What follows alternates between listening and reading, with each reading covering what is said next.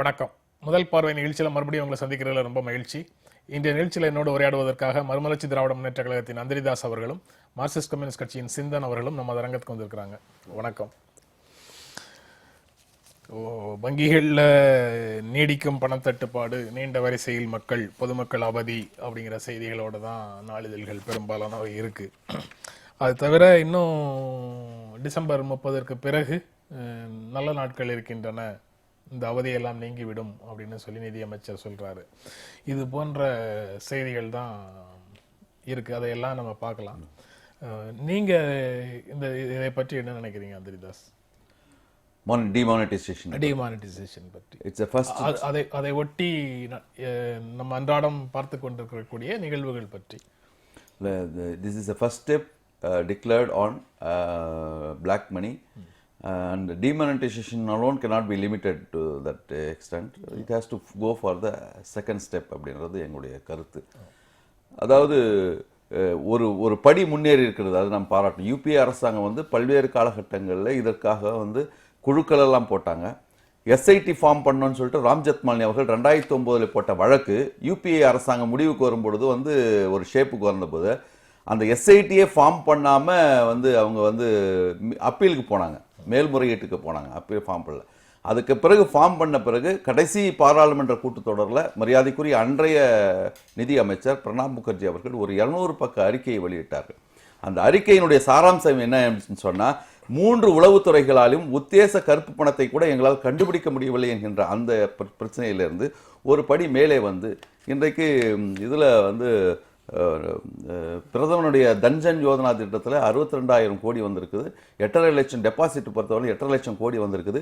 நேற்றைக்கு கூட 13,638 கோடி வந்து பிடிக்கப்பட்டிருக்கிறது. பெங்களூரில் ஒரு 14 கோடி பிடிக்கப்பட்டிருக்கிறது. இது ஒரு கட்டத்திற்கு வந்திருக்கு, அடுத்த கட்டத்திற்கு போக வேண்டும். அரசு எடுத்த நடவடிக்கைகள் வந்து உரிய பலன்களை தந்து கொண்டிருக்கின்றன அப்படின்னு சொல்லுங்க. ஆமா, கண்டிப்பா. அதனால அதை ஆதரிக்கிறீங்க? கண்டிப்பா ஆதரிக்கிறோம். சிந்தன் இப்போ அந்திரிதாஸ் அவரே சொன்னாரு, சிறப்பு புலனாய்வு குழு அமைக்கப்பட்டதுன்னு. அந்த சிறப்பு புலனாய்வு குழு பரிந்துரைகளையும் கொடுத்தது. பரிந்துரைகளில் இல்லாத அம்சத்தை மோடி அமலாக்குகிறார் என்பதை நாம் கவனிக்க தவறக்கூடாது. அதே மாதிரி இன்றைக்கு வந்திருக்கிற பணம் என்று சொல்லப்படுகிற எல்லாமே மக்களுடைய சேமிப்பு. அது வந்து நல்ல நோட்டுகளை தான் பிடுங்கி வங்கிக்கு கொண்டு வந்திருக்காங்க. இதில் 2 சிக்கல் வருது. ஒன்று, மக்களுடைய அன்றாட தேவைகளுக்கே வங்கிகள் கிட்ட வந்து நம்ம கையேந்தி நிற்க வேண்டிய நிலைமை, வரிசையில் நிற்க வேண்டிய நிலைமை, தன்னுடைய பணத்தை எடுப்பதற்கே. 2வது சிக்கல், வங்கிகளுடைய அன்றாட நடவடிக்கை பாதிக்கப்பட்டு மிகப்பெரிய அளவிற்கு இப்போ நீங்கள் கடன் கொடுத்து கையில் வந்திருக்கிற பணத்தை கடன் கொடுத்தாதான் அவங்க சம்பளம் கொடுக்க முடியும். யாருக்காவது கடன் கொடுத்து, வட்டி தொழில் தானே வங்கியோட தொழில். இப்போ யாருக்கு கடன் கொடுப்பாங்க? ஏற்கனவே 11 லட்சம் கோடி வராக்கடன் கொண்டிருக்கிற அதே பெரிய முதலாளிகளுக்கு தானே. ஸோ இப்போ வந்து அந்திரிதாஸ் அவர்களுடைய பார்க்க தவறுகிற விஷயம், மதிமுக பார்க்க தவறுகிற விஷயம் என்னன்னா, இன்றைக்கு மிகப்பெரிய ஒரு பொருளாதார சிக்கலுக்குள் இழுத்து செல்கிற நடவடிக்கைக்கு பெயர் தான் கருப்பு பண ஒழிப்புன்னு வைக்கிறாங்க. அதே மாதிரி பெங்களூரில் இல்லை குஜராத்தில் நேற்று பிடிக்கப்பட்ட அப்படின்னு பார்த்தீங்கன்னா, அது செய்தியை முழுமையாக படிக்கும்போது அது வாலண்டரியாக டிஸ்க்ளோஸ் பண்ண, ஏற்கனவே சலுகை கொடுக்கும் போதே டிஸ்க்ளோஸ் பண்ண அமௌண்ட். அது எனக்கு இவ்வளோ வருமானம் இருக்குன்னு அந்த பெரியவர் சொல்லியிருக்காரு. ஆனால் அவர் சொன்னதுக்கும் அவர் அந்த வாலண்டரியாக சொன்னதுக்கான அபராதத்தையே அவர் கட்டலை. ஸோ ஒரு செய்திக்கு உள்ளே போனோம்னா தான் அது உண்மையிலேயே இந்த செல்லா நோட்டு நடவடிக்கையால் வந்த விளைவா அப்படின்னு நமக்கு தெரியுது. செய்திக்கு உள்ள போகணும் அப்படின்னு அவர் சொல்லிட்டாரு. அதனால எனக்கு நீங்க பேசுறதுல இருந்து எனக்கு வரக்கூடிய உணர்வை பத்தி முதல்ல பேசலாம் அப்படின்னு நினைக்கிறேன். இந்த டிமானிட்டைசேஷன் அல்லது இந்த செல்லாத நோட்டு விவகாரம் அல்லது ரூபாய் 500 ரூபாய் 1000 ரூபாயின் மதிப்பு நீக்கம் போன்ற விஷயங்களை கொஞ்சம் பிற்பகுதியில் பேசலாம். இப்போ நீங்கள் பேசும்போது எனக்கு ஒரு உணர்வு வருது. நீங்கள் மத்திய அரசினுடைய நடவடிக்கைகள் உரிய பயனை தரும் அப்படின்னு சொல்லி ரொம்ப உறுதியாக ஆதரிக்கிறீங்க. சிந்தன் வந்து உறுதியாக அதை எதிர்க்கிறாரு. மக்கள் நல கூட்டணிக்குள்ள இரண்டும் இந்த நிமிடம் வரைக்கும் இருக்கிறீங்க. கண்டிப்பா இந்த வேறுபாடுகளோடு மக்கள் நல கூட்டணியை நடத்த முடியும் அப்படிங்கிற நம்பிக்கையில தான் சேர்ந்து இருக்கிறீங்களா, இல்ல கதவுகளை திறந்து வச்சுட்டு ரூமுக்குள்ள மூச்சு திணறுது, வெளியிலிருந்து காற்று தேவைப்படுகிறது அப்படின்னு ஜன்னலை திறக்கிறதோ அல்லது கதவை திறக்கிறதோ இந்த இந்த நடவடிக்கைக்குள்ள இருக்கா? கண்டிப்பா இல்லை. இது வந்து இஷ்யூ பேஸ்டு தான். எப்படி காமன் மினிமம் புரோகிராம் வரும்போது ஈழப் பிரச்சனையிலையும் குடங்குளம் பிரச்சனையிலையும் எங்களுக்குள்ளே கருத்து வேறுபாடு இருந்தாலும் அந்த வேறுபாட்டோடு வந்து எப்படி நம்ம வந்து கடந்தோமோ அந்த அடிப்படையில் தான் இஷ்யூ பேஸ்ட், நல்லது என்று சொன்னால் ஆதரிக்க வேண்டும் என்கின்ற அடிப்படையிலே தான் இதை நாங்கள் ஆதரிக்கிறோம். தோழர் சிந்தன் அவர்கள் முற்பகுதியில் ஒன்று சொன்னார்.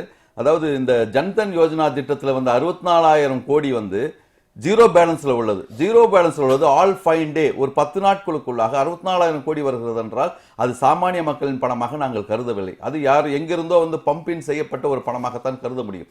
அதே மாதிரி 8.5 லட்சம் கோடி வந்து சாதாரண எத்தனை கணக்குகள்ல அந்த மாதிரி எத்தனை மொத்த கணக்குகள் எவ்வளவு? அதுல வந்த பணம் 60,000. ஜன்தன் யோஜனால 21 கோடி பேர் சேர்ந்திருக்கிறதா சொல்றாங்க.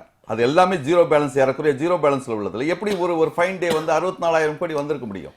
எவ்வளவு நீங்க ஒரு ஆவரேஜ் பாருங்க, ஒரு கணக்கு சராசரி பாருங்க. எல்லா கணக்குகளையும் வரல, ஒரு சில குறிப்பிட்ட கணக்குல தான். அதாவது போட்டுட்டு நம்ம எடுத்துக்கலாம் என்ற அடிப்படையில தான் அது அதை நம்ம விசாரிப்பதற்கு முன்பாகவே நம்முடைய அரசியல் தேவைகளுக்காக அதை அப்படி விலக்கி இல்ல. அரசியல் தேவை எங்களுக்கு ஒண்ணும் கிடையாது. அதாவது கூட்டுறவு வங்கிகள், அதாவது தொடக்க வேளாண்மை கூட்டுறவு வங்கிகள் 4,477 இருக்கிறது. அதுல வந்து கடன் வந்து எதுவுமே பரிமாற்றம் செய்ய முடியல, ரிசர்வ் வங்கி தடை இருக்கிற காரணத்தால் அந்த தடையை நீக்க வேண்டும் என்று நவம்பர் 17ஆம் தேதி எங்களுடைய தலைவர் அவர்கள் ஒரு அறிக்கையை கொடுத்திருக்கிறார்கள். அது அடிப்படையில் நவம்பர் 22ஆம் தேதி நபார்டு வங்கிகள் எல்லாம் வந்து 26,000 கோடி வந்து நீங்க வந்து கடன் கொடுக்கிறதுக்கு பயன்படுத்திக் கொள்ள வேண்டும் என்று சக்திகாந்த தாஸ் துறையினுடைய செயலாளர் அவர்கள் தெரிவித்திருக்கிறார்கள். ஆக மக்களுடைய பிரச்சனைகளையும் நாங்கள் அட்ரஸ் பண்றோம். வெறும் வந்து கருப்பு பணத்தை ஆதரித்தோடு நிற்கவில்லை, மக்களுடைய அந்த கிரீவன்சஸ் அவருடைய பிரச்சனைகளை நடவடிக்கையை ஆதரிக்கிறதோடு இருக்கு. இல்ல, இது இருக்கதான் செய்யும். அதாவது ஆபரேஷன் செய்யும்போது ரணம் இருக்கதான் செய்யும். அது ஆத்தி தான் ஆகணும், வேற வழி என்ன பண்ண முடியும்? அரசு வந்து அறுவை சிகிச்சை செய்யுது, அதனால இந்த மாதிரி விளைவுகள் இருக்கு அப்படின்னு சொல்றாரு. இந்த ரணத்தை ஆற்றி தான் ஆகணும் அப்படின்னு சொல்றாரு. இது வந்து கடந்து போகக்கூடிய கருத்து வேறுபாடு அப்படின்னு நீங்க கருதுறீங்களா மக்கள் நல கூட்டணிக்குள்ள? நீங்க உங்க 2 பேரையும் இந்த நிகழ்ச்சிக்கு அழைத்து மக்கள் நல கூட்டணிக்குள்ள உரசலை ஏற்படுத்தணுங்கிறது நிகழ்ச்சியினுடைய நோக்கம் இல்லை. ஆனா தொடர்ந்து இது போன்ற வேறுபாடுகளோடு நீங்க கடந்து போவதை பற்றிய ஒரு விளக்கம் பெற வேண்டிய அவசியமும் இல்லை. அதாவது எங்களுக்கு ஒரு குறைந்தபட்ச செயல் திட்டம் இருக்கு. அந்த செயல் திட்டத்தில் வராத பிரச்சனைகளை பொறுத்த வரைக்கும் நாங்க அமர்ந்து பேசி ஒரே ஒத்த கருத்துக்கு வர்றதுக்கு முயற்சி பண்றோம். அதுல வர முடியலங்கும் போது வேற எந்த வழியில நீங்க அதை தீர்ப்பீங்க? இப்போ வெவ்வேறு கட்சிகளுக்கு வெவ்வேறு கருத்துக்கள் இருக்கு. அந்த குறிப்பிட்ட கருத்தை ஒட்டி தான் செயல்பட முடியும். அந்த செயல்பாடை நீங்க பாக்குறீங்களே தவிர குறைந்தபட்ச செயல் திட்டத்திலேயே விலக ஆரம்பித்தால் அந்த கேள்வி வருவதற்கான சாத்தியம் இருக்கு. அப்ப நம்ம அதை பேச. அதாவது தமிழ்நாட்டு அரசியல் எப்படி ஆயிடுச்சுன்னா, கல்யாணத்துக்கு போனா திமுக கூட்டணி, முல்லை பெரியாரை பாராட்டி பேசினா அண்ணா திமுக கூட்டணி, ஆடிட்டர் ரமேஷ் கொலை செய்யப்பட்டார் ஆறுதல் செய்ய போனா பிஜேபி கூட்டணி, டெல்லியில வந்து ராஜபக்சே வர கருப்பு கொடி காட்டினா தீவிரவாதி, இல்லைன்னா தேவர் சிலைக்கு மாலை போட போறதோ அல்லது இமானுவேல் சேகருக்கு மாலை போட போறதோ ஓட்டு அரசியல் இப்படி ஆகிப்போச்சு. இஷ்யூ பேஸ்டு பாலிடிக்ஸை பத்தி யாரும் யோசிக்கிறதே கிடையாது. அந்த பேட்டியிலேயே ஹேட்ஸ் ஆஃப் டு மோடின்ற அந்த பேட்டியிலேயே டேம் சேஃப்டி பில் வந்தால் எவ்வளவு கடுமையான விளைவுகள் ஏற்படும், எந்த அளவுக்கு தமிழ்நாடு பாதிக்கப்படும் என்கின்ற கண்டனத்தை தெரிவித்திருக்கிறார். அது மாத்திரமல்ல, 1960 போட்ட சிந்து நதி ஒப்பந்தம், பாகிஸ்தானுக்கு நமக்கு போட்ட ஒப்பந்தம் உரி தாக்குதலின் காரணமாக, பத்தான்கோட்டு தாக்குதலின் காரணமாக அதை நாங்கள் ரத்து செய்ய போகிறோம் இதே மோடி அவர்கள் சொன்னபோது அதை கண்டித்தார். அதாவது நமக்கும் பாகிஸ்தானுக்கும் உள்ள பிரச்சனையிலே அந்த மக்கள் வந்து தண்டிக்கப்படக்கூடாது என்கின்ற அந்த இதோடு 50 ஆண்டு கால நண்பர் பிரகாஷ் சிங் பாதல் பஞ்சாபுடைய முதல்வர்.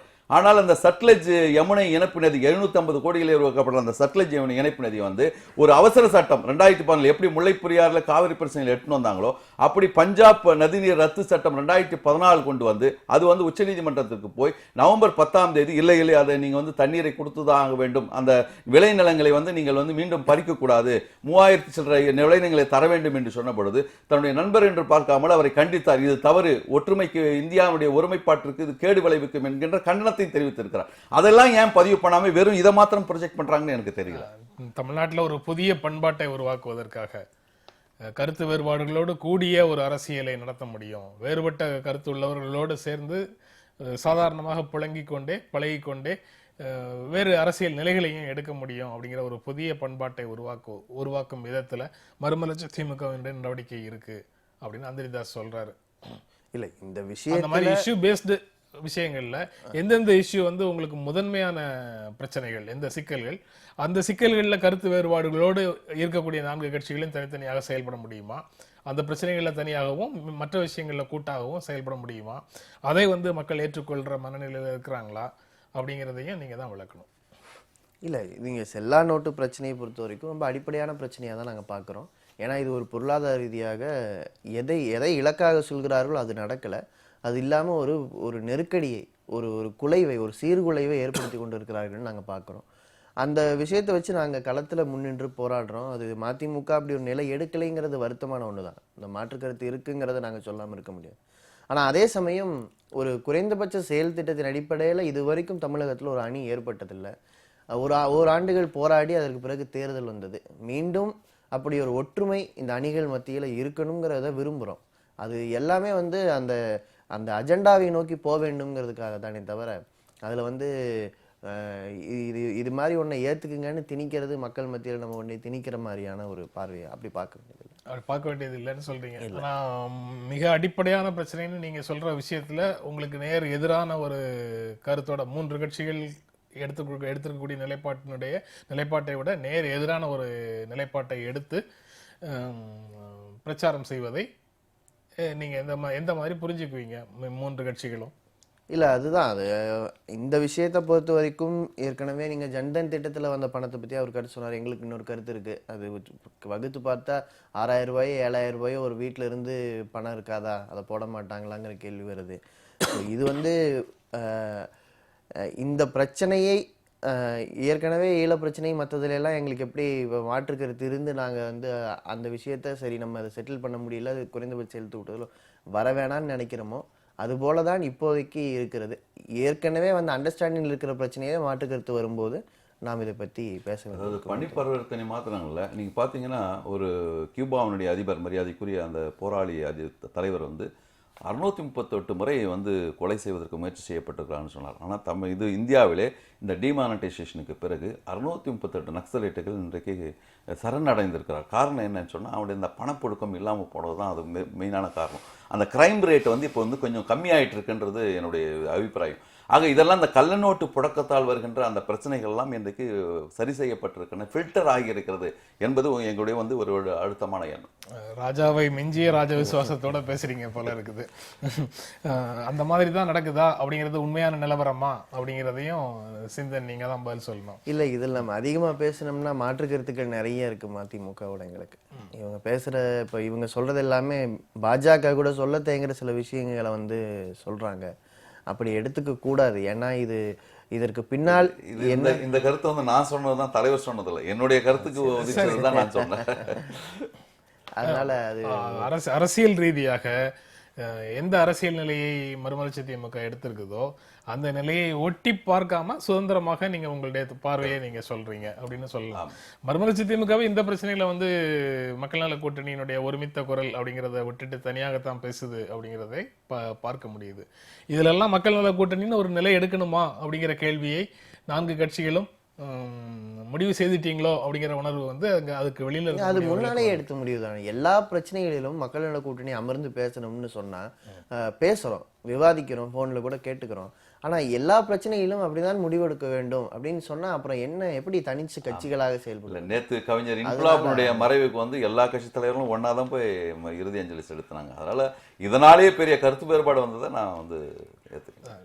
அதான் இந்த வேறுபாடுகள் இருக்கின்றன. இது களத்துல தெரியும், எங்களுக்கும் தொண்டர்களுக்கும் தெரியும், மேல இருக்கிற தலைவர்களுக்கும் தெரியும். போராட்டங்களுக்கு போகும்போது நாங்க விடுதலை சிறுத்தைகள் சிபிஐ களத்துல நிக்கிறோம், போராடுறோம். இவங்க விவாதிக்கும் போது பாஜக இது சரியா தான் செய்யறாங்கன்னு ஆதரிக்கிறாங்க. இதெல்லாம் நடந்துகிட்டே தான் இருக்கு. இது நம்ம தெரியாம இது ஒன்றும் மறைச்சுக்கிட்டோ இல்ல பூடகமாவோ. நாடாளுமன்ற தேர்தலுக்கு முன்னாடி வேறு சில மாநிலங்களில் நடக்கக்கூடிய சட்டமன்ற தேர்தலில் டிமானிட்டைசேஷன் பிரச்சனையை ஒரு முதன்மையான பிரச்சனையாக வச்சு பாரதிய ஜனதா கட்சிக்கு ஆதரவாக பிரச்சாரம் செய்யறதுக்கு மறுமலர்ச்சி திமுக பொதுச் செயலாளர் போனா கூட அது வந்து உங்களுடைய குறைந்தபட்ச செயல் திட்டத்துல அதை பற்றி எல்லாம் பேசல, அதனால கருத்து வேறுபாடுகளோட நாங்க தொடர்ந்து செயல்படுவோம். நீங்க அரசியல் ரீதியான உடன்பாடுங்கிறது ரொம்ப இல்ல இந்த மாதிரி நீங்க சொல்ற மாதிரி நடக்குது அப்படின்னு ஒரு அனுமானமா வச்சுட்டு பேசணும்னா அது வந்து அரசியல் ரீதியான ஒரு உடன்பாடு. இது அரசியல், இது ஒரு பொருளாதார பிரச்சனையா? இதுவரை டிமானிட்டைசேஷன் வந்து வெறும் பொருளாதார பிரச்சனை, வெறும் பொருளாதார அதுக்கு பின்னால் அரசியல் இல்ல இதுக்கு பின்னால இருக்கிற அரசியல் எங்களுக்கு புரியுது. ஆனா களத்துல நீங்க வந்து மக்களே சில விஷயங்களை கன்வின்ஸ் ஆகி ஒரு பக்கம் ஆதரிக்கும் போது அதே மாதிரியான நிலைப்பாடு இவர்களுக்குள்ளேயும் இவங்க தொண்டர்லயே 2 விதமான கருத்துக்கள் எல்லாமே நிலவரதை பார்க்கும்போது நம்ம வந்து சரி இதுல வந்து பேசுவோம், இது ஒரு பொருளாதார பிரச்சனையாக நாம் அம்பலப்படுத்தி கொண்டு இருக்கிறோம், அவங்க வந்து இதே விஷயத்தை வந்து வேற ஒரு ஆங்கிள் பார்க்கிறோம் அப்படின்னு சொல்லி ஆதரிச்சு பேசும்போது சரி பார்ப்போம் என்கிற நிலைப்பாடுல தான் நம்ம போக முடியும். இல்லை, இதுவரை எந்த தேசிய கட்சியினுடைய தேர்தல் நிகழ்ச்சிகளிலும் வடநாட்டில் நடக்கின்ற தேர்தல்களிலும் வைகோ அவர்கள் அந்த கட்சிக்கு ஆதரவாக பிரச்சாரம் செய்ததில்லை. மும்பையில் நடந்த ஒரு தமிழர் நின்றதுனால வந்து கட்சி மாறுபாடுகளை கலந்து அவருக்கு பிரச்சாரம் செய்ததாரு. இதுவரை நீங்கள் சொல்கிற மாதிரி எந்த தேர்தலிலையும் வடநாட்டு தேர்தலில் தேசிய கட்சிகள் தேர்தலில் அவருக்கு யாருக்கும் ஆதரவாக இருக்கலாம், அதனால் அப்படியெல்லாம் போக மாட்டார். நீங்களாம் கவலைப்படத்தில்லை. சரி, இல்லை உங்களுக்கு இருக்கக்கூடிய அந்த கூட்டணிக்குள்ளே இருக்கக்கூடிய சுதந்திரத்தை நான் ரொம்ப மதிக்கிறேன். நீங்கள் வந்து இஷ்யூ பேஸ்டாக எல்லா விஷயங்களையும் பேசிட்டு அதுக்கப்புறம் சேர்ந்தும் இருக்க முடியும் அப்படின்னு நீங்கள் சொல்கிறீங்களே, அந்த நம்பிக்கையை வெளிப்படுத்துறீங்களே, அந்த அந்த ரொம்ப ஆரோக்கியமான போக்காக நான் உண்மையிலேயே நினைக்கிறேன். சண்டையிட்டு கொண்டிருந்தாலும் சகோதரர் அன்றோன்னு பாரதி சொன்னார்ல, சரி, நாங்கள் சில கருத்து மாறுபாடுகள் இருக்க தான் செய்து அதோட பயணிக்கிறது வந்து மிக ஒரு அபூர்வமாக இருக்கின்ற அரசியல் தான். சகோதரர்களுக்கு இடையில வந்து எவ்வளவு தூரம் அதனுடைய சகிப்புத்தன்மை இருக்குங்கிறதையும் அடுத்து வரும் நாட்களில் நாங்கள் தொடர்ந்து பார்க்கத்தானே போகிறோம். இப்போ இன்னொரு செய்தி இன்றைய ஆங்கில நாளிதழ் ஒன்றில் இருக்கு. Congress may go it alone in civic polls அப்படின்னு சொல்லி ஒரு செய்தி போட்டிருக்கிறாங்க. தமிழக அரசியல் சூழல் மாறிட்டு இருக்குது, அதனால பழைய கணக்கில், அதாவது 3 மாதங்களுக்கு முன்னால் இருந்த கணக்கு வந்து இப்போ தேவையில்லை, மாறி இருக்கக்கூடிய சூழலுக்கு தகுந்த மாதிரி நீங்கள் திராவிட முன்னேற்ற கழகத்திடம் அதிகமான இடங்களை கோரி பெற வேண்டும், அது சரியாக நடக்கலைன்னா தனியாக போகலாம் அப்படின்னு பாளையங்கோட்டையில் நடந்த அவர்களுடைய ஜோனல் கான்ஃபரன்ஸில் தலைவர், தமிழ்நாடு காங்கிரஸ் கமிட்டி தலைவரை தவிர மற்றவர்கள் எல்லாரும் பேசினார்கள் அந்த செய்தி சொல்லுது. இதை எப்படி பார்க்குறீங்க நீங்கள்? குதிரை அதே திசையில் தான் போய் கொண்டு இருக்கிறது. ஓட்டுபவர்கள் மாறி இருக்கிறார்கள். மாறும்பொழுதெல்லாம் இப்படி ஒரு புரட்சிகரமாக பேசுவது வந்து பொதுவாக வந்து இயல்பு. ஆனால் தமிழ்நாட்டை பொறுத்தவரையில் தேசிய கட்சிகள், அது காங்கிரஸ் கட்சியாக இருந்தால் கூட ஒன்றை உணர வேண்டும். காமராஜர் அவர்கள் இருக்கும் பொழுது அந்த காங்கிரஸ் கட்சிக்கிட்டு இருந்த ஓட்டு வங்கி வந்து 44% இருந்தது. அது கழுதை தேர்ந்து கட்டெரும்ப கதையாக இன்றைக்கு 4%க்கும் குறைந்து வந்திருக்கிறதுன்னு சொன்னால் என்ன காரணம் என்பதை அவர்களும் கொஞ்சம் யோசிக்க வேண்டும். இந்த மண்ணை சார்ந்த அந்த கொள்கையோடு அவர்கள் போகவில்லை. ஒரு சாதாரண ஒரு கவுன்சிலர் போஸ்ட் என்றால் கூட டெல்லியிலிருந்து அவர்கள் பரிந்துரை செய்தல் தான் முடியும் என்கின்ற அந்த நிலைமையிலே அவர்கள் என்ன சொல்கிறார்கள் அதை வைத்து தான் தீர்மானிக்க முடியுமே தவிர அறையிலே உட்கார்ந்து பேசுகின்ற அந்த தீர்மானத்தை எப்பொழுதுமே காங்கிரஸ் நடைபெறுவதற்கான வாய்ப்பே கிடையாது. அதனால வந்து ஒரு பேரத்திற்கான, அதாவது சீட்டுகளுக்கான பேரத்திற்கான இதுக்கு வேண்டுமானால் இது உதவி செய்யலாமே தவிர இது எந்த வகையிலையும் வந்து காங்கிரஸுக்கு என்று தனித்துவத்தை எப்பொழுதுமே வளர்த்து விடாது. அதில் வந்து போகிறதுக்கு வாய்ப்பே கிடையாது. தனிமாக தயவுசெய்து நான் சொல்றதை நீங்க தவறாக எடுத்துக்கொள்ள வேண்டாம். இந்த 44% இருந்தது கழுதை தேர்ந்து கட்டரும்பானது அப்படின்லாம் சொல்றோம்ல, அந்த மாதிரி விமர்சனங்கள் எல்லாம் வந்து கண்ணாடி வீட்டுக்குள்ள இருந்து கல்லெறியலாமா அப்படிங்கிற உணர்வு வந்து நீங்க சொல்லும் போது வருது. 96ல் மறுமலர்ச்சி திமுக முதலாக தேர்தலை சந்திக்கும் போது வாங்கிய வாக்குகள் என்ன, இப்போது வாங்கி கொண்டிருக்கக்கூடிய வாக்குகள் என்ன அப்படிங்கிறதையும் சேர்த்தே பார்க்க வேண்டியது இருக்கு. எல்லா தேர்தலிலையும் நானும் வேட்பாளராக இருந்தவன். அந்த வந்து நீங்கள் சொன்ன அந்த இது ஓட் பேங்கிங் இது வந்து இப்போ ரேஷியோ வந்து கொஞ்சம் கொஞ்சமாக இறங்கிட்டு இருக்குது. சில இடங்கள் ஏறி உள்ளாட்சி தேர்தலில் நாங்கள் அதை ரீகெயின் பண்ணியிருக்கிறோம். 96 உள்ளாட்சி 2001 அந்த சட்டமன்ற தேர்தலையும் அதுக்கு பிறகு நடந்த உள்ளாட்சி தேர்தலில் நானும் வேட்பாளர் இருக்கிறேன், சேர்மன் கேண்டிடேட்டாக இருந்துக்கிறேன். ஆனால் அதனுடைய வேறுபாடு அதை ஈக்குவலைஸ் பண்ணுற மாதிரி நாங்கள் வந்திருக்கோம். உள்ளாட்சி தேர்தலில் எங்களுக்கு பலம் கூடி இருக்குது, அதையும் நீங்கள் சேர்த்து பார்க்கணும். நீங்க பலம் கூடி இருக்குதுன்னு எல்லாரும் கிளைம் பண்றாங்க. ஃபிளக்சுவேட் ஆயிருக்கு. காங்கிரஸுக்கு அப்படி ஃபிளக்சுவேட் ஆகல, அப்படியே டிகிரீஸ்லயே வந்துட்டு இருக்குது. எங்களுக்கு இன்க்ரீஸ் ஆகிறதுக்கு வாய்ப்பு இருக்குல்ல. நீங்க உங்க தொகுதியில மட்டும் சொல்லுவீங்க, ஓவராலா வந்து எல்லா தொகுதியிலும் 4 நகராட்சி வந்திருக்கிறோம், நிறைய கவுன்சிலர்ஸ்க்கு வந்திருக்கிறோம், நிறைய இடத்துல வந்து எங்களுடைய ஓட்டிங் இது வந்து வந்திருக்காது. ஒரு இந்த தேர்தல் முறையில ஒரு அரசியல் கட்சி எவ்வளவு வாக்குகளை பெறுகின்றது அப்படிங்கறத வச்சு கட்சியை வந்து எடை போடுவது சரியல்ல அப்படின்னு நான் நினைக்கிறேன். நான் நினைக்கிறேன். ஆனா அதை பற்றி யாராவது பேசும்போது அதையும் சுட்டி காட்ட வேண்டியது அவசியமாகுதுங்கிறது தான் என்னுடைய நிலை. உங்ககிட்ட பேச அந்த அடிப்படையில தான் பேசுறேன். தனிப்பட்ட முறையில ஒரு அரசியல் கட்சிக்கு எவ்வளவு வாக்குகள் கிடைக்குதுங்கிறத வச்சு அவருடைய அரசியல் நிலைப்பாட்டை மக்கள் ஏற்றுக்கொண்டார்களா இல்லையா, அல்லது அந்த ஒரு அரசியல் நிலைப்பாட்டை வச்சுதான் மக்கள் வாக்களிக்கிறார்களா இல்லையா போன்ற பல விஷயங்கள் அதுக்குள்ள அடங்கி இருக்கு. ஒரு ஒற்றை பிரச்சனையோட, ஒற்றை சிக்கலோட ஒரு தேர்தல் முடிந்து விடுவதில்லை அப்படிங்கிறத நான் ஏற்கிறேன். நீங்க கேள்விகளாக கேட்டா நீங்க அடுத்தாப்புல அதெல்லாம் தான் சொல்ல போறீங்க. அதை பதிலையெல்லாம் முதல்ல உணர்ந்து நான் அந்த கருத்துக்கள் எல்லாம் ஏற்கிறேன். ஆனா ஒரு அரசியல் கட்சியை இதனாலதான் நீங்க தோத்து போயிட்டீங்க, இதனாலதான் நீங்க இப்படி ஆயிட்டீங்க, இதனாலதான் உங்களுடைய வாக்கு வங்கி சரிஞ்சிடுச்சு, கழுதை தேர்ந்து கட்டரும்பானதுங்கிற மாதிரியான விமர்சனங்கள் சரியா அப்படிங்கிறதுக்காக தான் நான் கண்ணாடி வீட்டுக்குள்ளேருந்து கல்லெறிவீங்களாங்கிறத கேட்டேன். மற்றபடி தனிப்பட்ட முறையில் ஒரு அரசியல் கட்சியினுடைய வளர்ச்சியோ வீழ்ச்சியோ ஊடகங்களுக்கு வந்து பிரச்சனை இல்லை. நீங்க எடுக்கக்கூடிய அரசியல் நிலைப்பாடுகளை பற்றி பேச வேண்டியது மட்டும்தான் ஊடகங்களுடைய பொறுப்பு. இது காங்கிரஸ் தனியாக போய்விடும்னு இந்த செய்தி இப்போது திடீரென்று வந்திருக்குன்னு பாக்குறீங்களா? இல்லை, இது அதாவது கள சூழலையும் சேர்த்து பார்த்தோம்னு சொன்னேன். இப்போ காங்கிரஸோடு வேறு யார் இணைந்து தேர்தலை சந்திப்பதற்கான சாத்தியம் இருக்குன்னு பார்க்கணும். அப்படி இல்லை. ஆனால் அதே சமயம் உள்ளாட்சி தேர்தலுக்கும் சட்டமன்ற தேர்தலுக்கும் ஒரு வித்தியாசம் இருக்குது. அது உள்ளூர் அளவில் முடிவு செய்யக்கூடியது. ஒரு தனிப்பட்ட செல்வாக்கும் அதில் ஒரு ஆதிக்கம் செலுத்தும். அப்படி பார்க்கும்போது தனியாக அவர்கள் போவார்கள் என்பது உடனடியாக நம்ம முடிவு செய்ய முடியாது. ஆனால் அப்படி போனாலும் அதில் ஆச்சரியப்படுறதுக்கு இல்லை. ஏன்னா இன்னைக்கு உள்ளாட்சிகளில் திராவிட கட்சிகளுடைய உள்ளூர் செல்வாக்கும் கூட அதிகமாக அவங்க ஃபீல் பண்ணலாம்.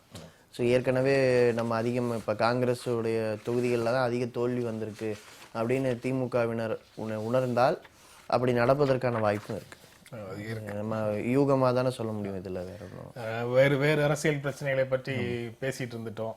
அதனால டிமானிட்டைசேஷன் அது தொடர்பாக இன்றைய நிகழ்வுகளை வந்து பிற்பகுதியில் பேசலாம். இதில் இன்னொரு செய்தி, 32 வருடங்களான பிறகும் நீதி வந்து போபால் விஷவாயுவில் பாதிக்கப்பட்டவர்களுக்கு நீதி கிடைக்கவில்லை அப்படிங்கிற செய்தி இன்றைக்கு வந்திருக்குது. அதை எப்படி பார்க்குறீங்க அந்திரிதாஸ்? அதாவது இந்தியாவிலே இது போன்ற டிபக்கல்ஸ் வந்து அதிகமாக தொடர்ந்து நடந்து கொண்டே இருக்கிறது.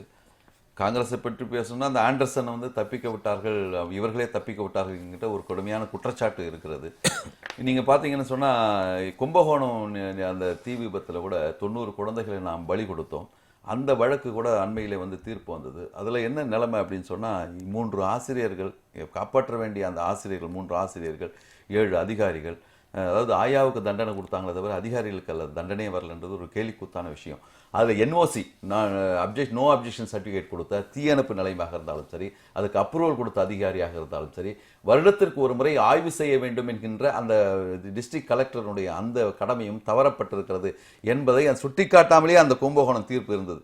ஏன் இன்றைக்கு வந்து அந்த மௌலிவாக்கத்தில் வந்து 11 அடிக்கு மாடி கட்டிடம் விழுந்த போது 66 பேர் வந்து இறந்தார்கள, அதுக்குண்டான ஒரு கமிட்டியை கூட ரகுபதி தலைமையில் இணைச்சாங்களே தவிர அதுக்குண்டான சரியான நிவாரணம் வந்து அந்த மக்களுக்கு போய் சேர்ந்துதான் சொன்ன கிடையாது. அது வேறு மாநிலத்தை சேர்ந்தவர்கள் சொன்னாலும் அதே நிலைமை தான் இன்றைக்கு 32 ஆண்டுகள் இன்னைக்கு வந்து ஒரு குறிப்பிட்ட பிரச்சனையினுடைய மீனிங் பொருள் என்ன அப்படின்னு கேட்கறதுக்கு விரும்புகிறேன். இதில் இருக்கக்கூடிய ஒரு செய்தி, வழக்கறிஞராக இருக்கிறனால நீங்கள் விளக்க சொல்ல முடியும்னு நினைக்கிறேன்.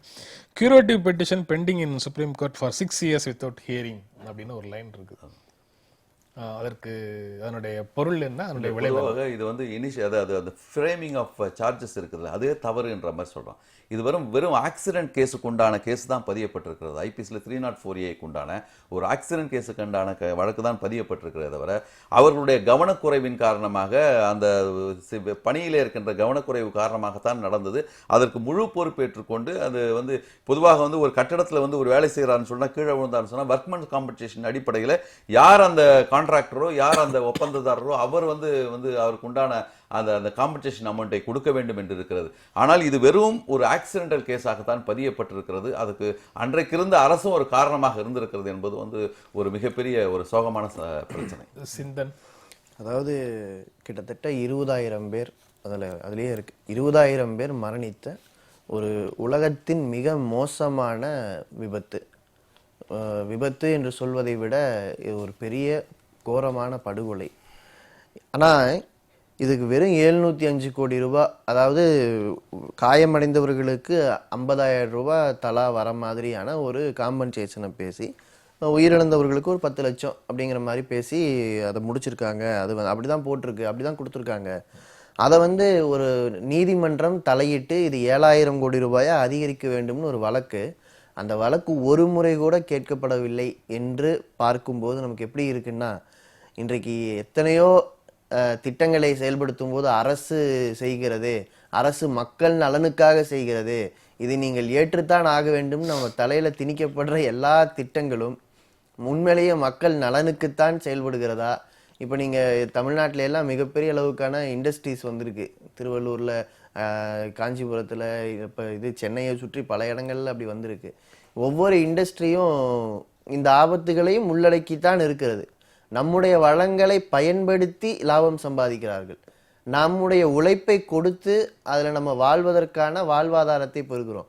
ஆனால் அதை தாண்டியும் என்னுடைய எதிர்காலத்தை பறிப்பதற்கான உரிமை உனக்கு இல்லைன்னு சொல்ற இடத்துல நம்மளை நிக்கலையோ, நம்ம அரசாங்கம் நமக்காக அதை அட்வொகேட் பண்ணலையோங்கிற கேள்வியை இது மீண்டும் எழுப்புகிறது. அதாவது பெர்மனன்ட் டிசபிலிட்டி இதில் அதிகமான பேருக்கு இருக்குது. ஆனால் 98 இந்த சர்வீஸ் ஆர்கனைசேஷன் போட்ட வழக்கில் தான் இந்த பிரச்சனை அதில் என்ன சொல்லி நீதிமன்றம் என்ன சொல்லியிருக்குன்னா, இவங்கெல்லாம் யார் யார் பாதிக்கப்பட்டிருக்கார்களோ அவளுக்கு என்ன விதமான ட்ரீட்மெண்ட் என்பதை கம்ப்யூட்டரைஸ் செய்ய வேண்டும் என்று தெளிவாக அந்த தீர்ப்பிலே கூறப்பட்டிருக்கிறது. ஆனால் இதுவரை யார் யாருக்கு என்னென்ன உபாதைகள் என்ன விதமான ட்ரீட்மெண்ட் கொடுக்கப்படுகிறது என்கின்ற அந்த பட்டியலை கூட அவர்கள் இந்த இதில் இணைக்கவில்லை. இன்னும் அந்த நிகழ்வு கூட அந்த சாதாரண நிகழ்ச்சி கூட நடைபெறவில்லை. கம்ப்யூட்டரைஸ் பண்ணுறது கூட இன்றைக்கு தாமதப்பட்டிருக்கிறது, அலட்சியப்படுத்தப்பட்டிருக்கிறது என்பதுதான் அதில் இருக்கிற உண்மை. இந்த செல்லாத நோட்டு விவகாரத்தில் அல்லது பண மதிப்பு நீக்கம் அப்படின்னு சொல்லப்படுற இந்த பிரச்சனையில் அது தொடர்பாக வரக்கூடிய செய்திகள் இன்றைய நாளிதழ்களில் வேறு சில செய்திகள் இருக்கு. வங்கிகளில் நீடிக்கும் பணத்தட்டுப்பாடு, பொதுமக்கள் அவதி அப்படின்றது ஒன்று. அதிக பணப்புழக்கமே ஊழலுக்கு அடிப்படை, அதனால கேஷ்லெஸ் எக்கானமிக்கு, ரொக்க பரிவர்த்தனை இல்லாத ஒரு பொருளாதாரத்துக்கு போகணும்னு பிரதமர் பேசியிருக்கிறது ஒரு செய்தி. டிசம்பர் இறுதிக்குள்ள பிரச்சனை தீரும், கேஷ் கிரன்ச் டு ஈஸ் சூன் அப்படின்னு நிதியமைச்சர் சொல்றாரு, அது ஒன்று. அப்புறம் பணம் உறுதியாக வங்கிகளுக்கு சேர வேண்டும், அது பணம் வளங்களை உறுதி செய்ய வேண்டும் ரிசர்வ் பேங்க்னு வங்கி ஊழியர் சங்கங்கள் ரிசர்வ் வங்கிக்கு ஒரு கடிதம் எழுதியிருக்கிறாங்க. Network issue plague use of point of sale machines. இந்த பாயிண்ட் ஆஃப் சேல் மெஷின் எல்லாத்தையும் பயன்படுத்துவதில் சிக்கல் இருக்கு. ஒரு பொருள் வாங்குவதற்கு கார்டை கொடுத்தா கார்டை தேய்ச்சி பணம் வாங்கி வருவதற்குள்ள 6-7 முறை பயன்படுத்த வேண்டியது இருக்கு. அந்த நெட்வொர்க்ல சிக்கல்கள் இருக்கிறதாக ஒரு செய்தி இருக்கு. பழைய நோட்டுகளில் அட்வான்ஸ் சேலரி கொடுப்பதன் மீது நடவடிக்கை எடுக்கப்படும் அப்படின்னு ஒரு செய்தி இருக்குது. நோட்ஸ் அலோகேஷன்ல கரன்சி செஸ்ட்ல ஒரு வங்கியினுடைய கரன்சி செஸ்ட்ல பல வங்கிகளுக்கு கேஷ் அனுப்புறது இல்லை. யாருடைய எந்த வங்கி கரன்சி செஸ்ட் வச்சிருக்கோ அந்த வங்கிகளுக்கு கூடுதலாகவும் மற்ற வங்கிகளுக்கு குறையாகவும் அனுப்புறதாக ஒரு செய்தி இருக்கு. அப்படி இல்லாம பார்த்துக்குங்கன்னு ரிசர்வ் வங்கி கரன்சி செஸ்ட் வச்சிருக்கக்கூடிய வங்கிகளை நோக்கி ஒரு அறிவுறுத்தலை கொடுத்துருக்குறாங்க. அது ஒன்று இருக்கு. காய்கறிகள் விற்பனை கடும் சரிவு, 22 நாட்களில் 40 கோடி இழப்புன்னு கோயம்பேடுல இருக்கக்கூடிய ஒரு நிலையை பற்றிய ஒரு செய்தி. கார் மற்றும் சிமெண்ட் தொழிலில் இழப்புன்னு ஒரு செய்தி. வேலட் வர்த்தகத்தில் மோடி அரசு சிலருக்கு உதவுகிறது அப்படின்னு சச்சின் பைலட் குற்றம் சாட்டியிருக்காரு, அரசியல் ரீதியாக ஒரு குற்றம் சாட்ட வச்சிருக்காரு, அது ஒரு செய்தின்னு நிறைய செய்திகள் இருக்கு. நீங்க பிரதமருடைய கட்டுரைக்கான கருத்துக்கான எதிர்வினைகளை முதல்ல பார்க்கலாம். அதிக பணப்புழக்கமே ஊழலுக்கு அடிப்படை அப்படின்னு சொல்லி அவர் பேசுறாரு. அதனால எல்லாருமே நீங்க மாறிடுங்க, ஊழலுக்கும் கருப்பு பணத்துக்கும் இடமில்லாத இந்தியாவை உருவாக்குவதற்கு வலுவான ஒரு அடித்தளம் அமைக்கும் ரொக்கம் இல்லாத ஒரு வர்த்தகம் அப்படின்னு சொல்றாரு. அந்த தாஸ், நீங்க அதை எப்படி பார்க்குறீங்க? இல்லை, ரொக்கமில்லாத பரிவர்த்தனையில் எங்களுக்கு மாறுபட்ட கருத்து இருக்குது. அதை நாங்கள் ஆதரிக்கலை, என்னை பொறுத்து ஆதரிக்கலை. அதாவது ஒரு நாட்டினுடைய வளர்ச்சி என்பது வெறும் வெள்ளைகளை விஸ்தீர்ணப்படுத்திக் கொள்வதிலோ அல்லது அக்னி பிருத்திவி ஆகாஷ் நாக் என்கின்ற ஏவுகணை தயாரிப்பதிலே மாத்திரமில்லை. அந்த நாட்டினுடைய கலை, கலாச்சாரம், வளர்ச்சி, நாகரிகம், விஞ்ஞான வளர்ச்சி இவற்றையெல்லாம் முன்னேற்கணும். அந்த வகையிலே இந்த வங்கி மூலமாக சொல்கிறாங்களே செல்லிடபேசி வங்கி சேவைகள், அதில் பயன்படுத்திக் கொள்ள ஒன்றும் தவறு இல்லைன்னு நான் நினைக்கிறேன். அதாவது தன்னை நவீனப்படுத்திக் கொள்ளாத எந்த இனமும் நசிந்து போகும் என்று சொல்வார்கள். அந்த வகையில் அதை பயன்படுத்திக் கொள்ளலாம். ஆனால் கேஷ்லெஸ் எக்கனாமிக்கு தான் இது தீர்க்கும் என்று சொல்வதில் நாங்கள் மாறுபட்ட கருத்து இருக்கிறது. அது மாத்திரமல்ல, இப்போ அந்த பெரிய ஸ்டேட்மெண்ட்டை விட்டுருங்க, எல்லாரும் இதை பயன்படுத்துவது அப்படின்னு வந்துச்சுன்னா அதுக்கு இயல்பாக சேர்ந்துரும். இல்ல, அதை நோக்கி நகர்றதுல என்ன சிக்கல்? அது ஊழலை குறைக்கின்றதுல நாங்க அதுல கருத்து மாறுபாடு இருக்குது. Corruption is world wide phenomena என்பது ஒன்று. ஆனால் அதிகமான பணப்புழக்கம் தான் ஊழலை அதிகப்படுத்துதுன்றது கிடையாது. மக்களுடைய விழிப்புணர்ச்சி இல்லைன்னா தான் அது அதிகமாகுமே தவிர, மக்களுடைய சரியான விழிப்புணர்ச்சி இருந்தால் எவ்வளவு பொருளாதாரம் தாராளமாக பணப்புழக்கம் அதிகமாக இருந்தால் கூட அது ஊழலை நிச்சயமாக கட்டுப்படுத்தும். அது விழிப்புணர்ச்சி தான் தேவையே தவிர இது இந்த பணப்புழக்கம் நல்லொழுக்கம் என்பது எந்த வகையிலே வந்து ஊழலை கட்டுப்படுத்தாது. ரொக்கமாக இருக்கிறதுனால தான் நீங்க கொடுக்குறீங்க. ஒரு லஞ்சம் கேட்கக்கூடிய ஒரு அதிகாரிக்கு நீங்க 5000 ரூபாயோ 10,000 ரூபாயோ அவர் கணக்குல செலுத்துவீங்களா? அப்ப ஆன்லைன்ல கொடுக்க முடியாது. அதை அவங்களுடைய அக்கௌண்ட் நம்பர் கேட்டு ஆன்லைன்ல அந்த பணத்தை வந்து அது வந்து அவருடைய அவர் அந்த பணத்துக்கு அவர் கணக்கு காட்டணும்ல, எப்படி வந்ததுங்கிறதுக்கு அவர் கணக்கு காட்டணும். வேற ஒரு சலுகையா நான் கொடுக்க முடியாதா? என் பேர்ல நான் ஏதாவது ஒரு பொருளை வாங்கி அப்படி கொடுக்க முடியாதா? இது பல வழிகள் இருக்குல்ல. கேஷ் இருக்கு, கைண்ட் இருக்கு, ப்ளஷர் இருக்கு, எவ்வளவு வழிமுறைகள் இருக்குல்ல அதுக்கு. அந்த நீங்க பொருளை வந்து உங்களுடைய பயன்பாட்டுக்குன்னு வாங்கி அவருக்கு கொண்டு கொடுப்பீங்க இல்ல, என்ன வேணா நடக்கும். அப்படிதான் இதற்கான எல்லா வாய்ப்புகள், எந்த வாய்ப்பை நீங்க அடைச்சிட முடியும்? அடைக்க வேண்டிய இடத்துல அடைக்காம, உதாரணமா லோக்பால் சட்டம், லோக்பால் சட்டத்தை அமுலாக்குவதற்கு எதிர்க்கட்சி இல்லை அப்படின்னு ஒரு டெக்னிக்கல் காரணத்தை வச்சுக்கிட்டு இன்று வரைக்கும் அதை அமல்படுத்தாம உச்சநீதிமன்றம் தலையில கொட்டினாலும் அதற்கு எந்த சுரணையும் இல்லாமல் இருக்கிற ஒரு அரசு எப்படி வாய்ப்பந்தல் போடுதுன்னு எனக்கு தெரியல. ஊழலை ஒழிப்பதுதான் நோக்கம் என்று சொன்னால் அந்த நோக்கத்தை நோக்கி செல்வதற்கு எல்லா விதமான வழிகளும் இருக்கு. நீங்க ஏற்கனவே யூபிஏ அரசாங்கத்துடைய அதற்கு எதிராக நடந்த எல்லா போராட்டங்கள்லையும் விவாதிக்கப்பட்ட விஷயம் இது.